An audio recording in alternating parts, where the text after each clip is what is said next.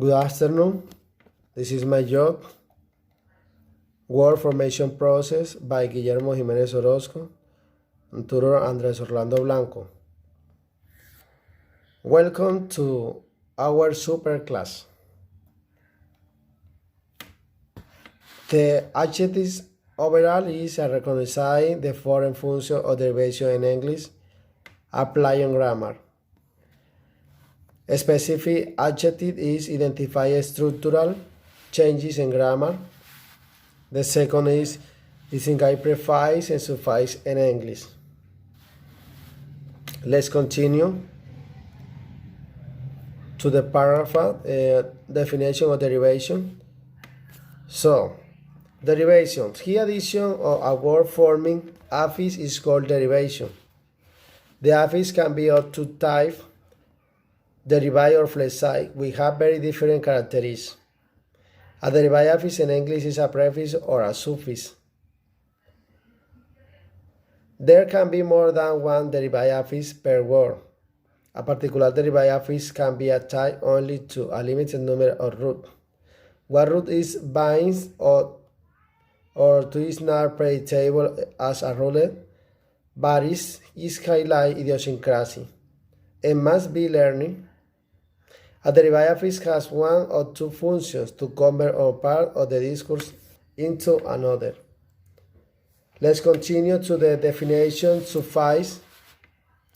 A suffix is a letter or group of letters added to the end of a word to form a new word, the meaning which is usually different from that of the original word. Suffix modifies the root words to which they are added. For example, eat is a verb action or taking in a food. Eater, noun, person, who eats. Suffix er modify the root word eat from a verb to a noun. Let's continue.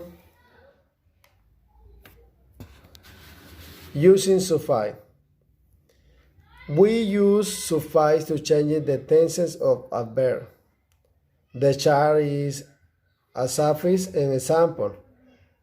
The letter is, for example, pines, to a dead is pines. Suffix es, example, teaches. Another form to change it of the root in a verb. The letter D, for example, advised.